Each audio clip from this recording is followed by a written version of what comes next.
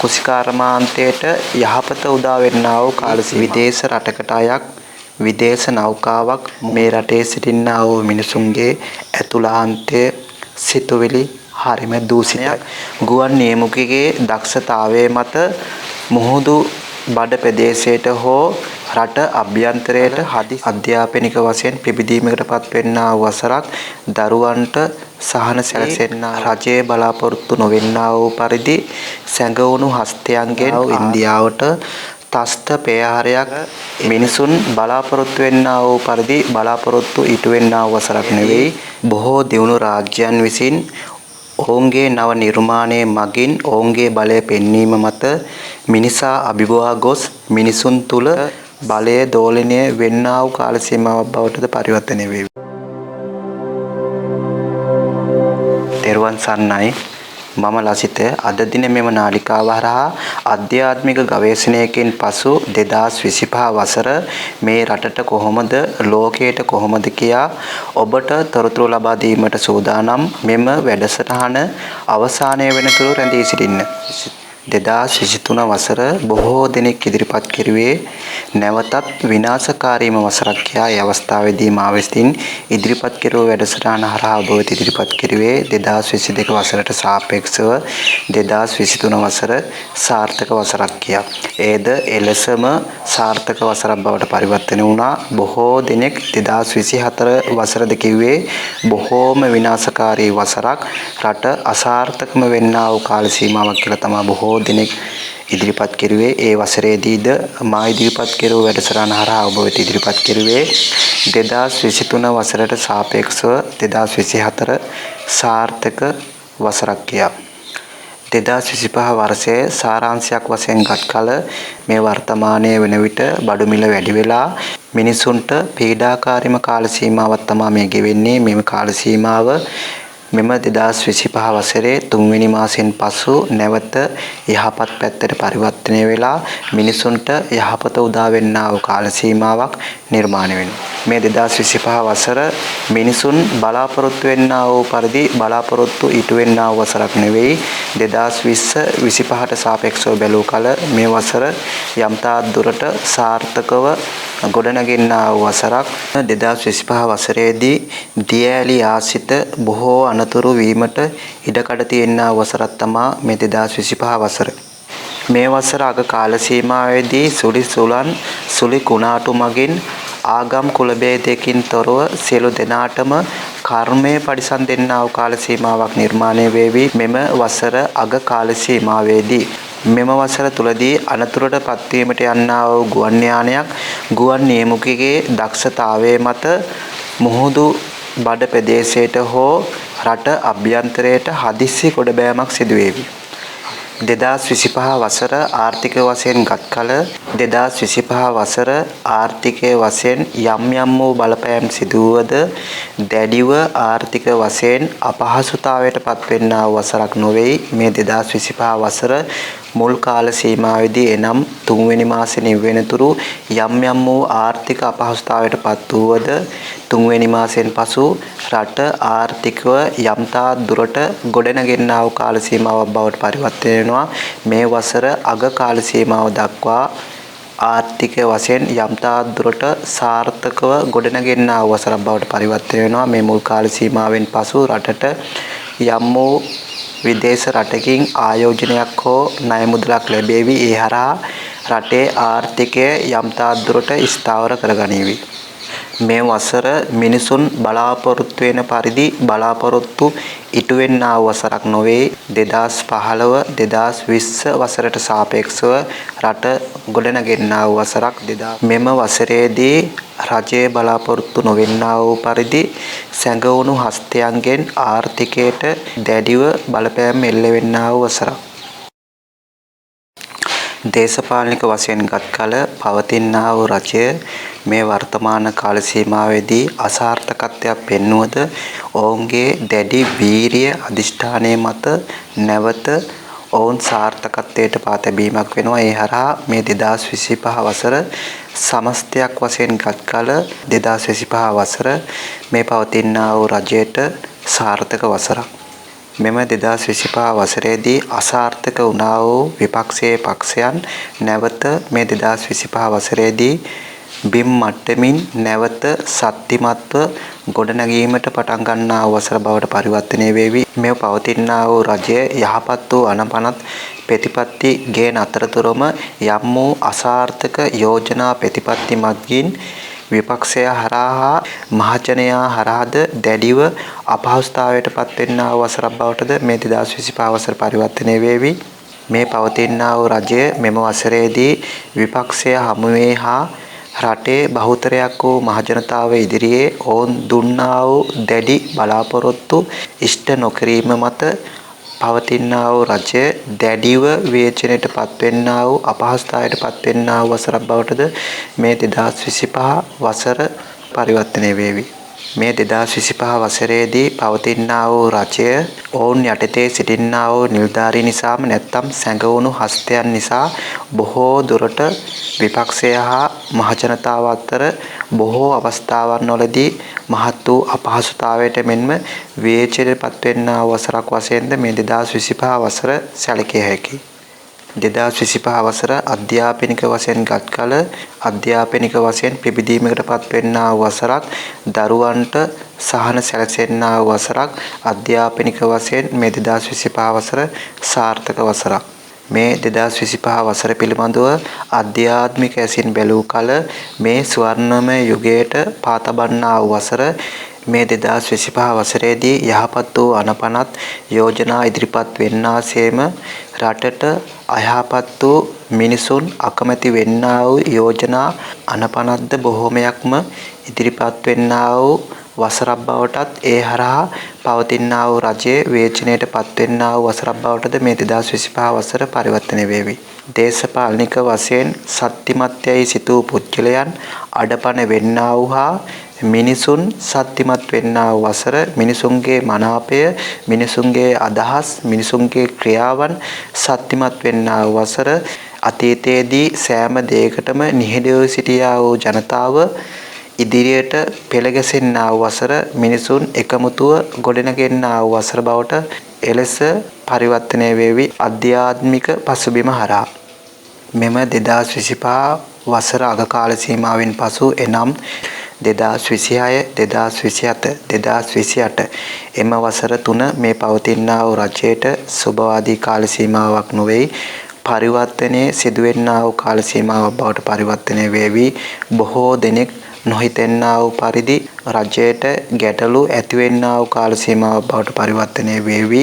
බොහෝ දුරට බලය දෝලනය වෙන්නා වූ කාල සීමාවක් බවටද පරිවර්තනය වේවි. රටේ සිටියා වූ පෙබළම චරිත සිරගත වීම ඔබට දකින්න පුළුවන්. හැබැයි ඒ බොහෝ සිරගත වීම తాවකාලික සිරගත වීම පමණයි. 2025 වසර ලෝකයට කෙසේ බලපාවිද?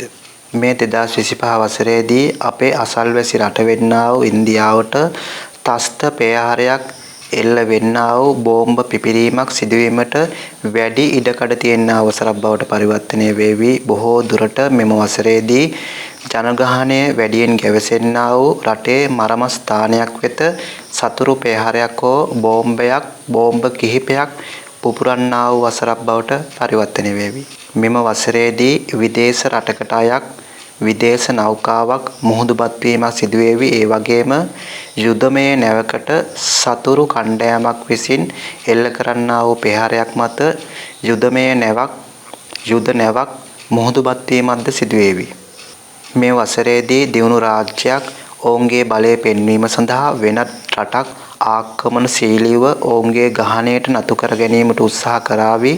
මෙම වසරේදී බොහෝ රටවල සුනාමි අනතුරු ඇඟවීම මෙන මුහුදු දැඩිව රැලි වෙන්නා වූ කාල සීමාවක් බවට මේ 2025 වසර ලෝකයට බලපාවි.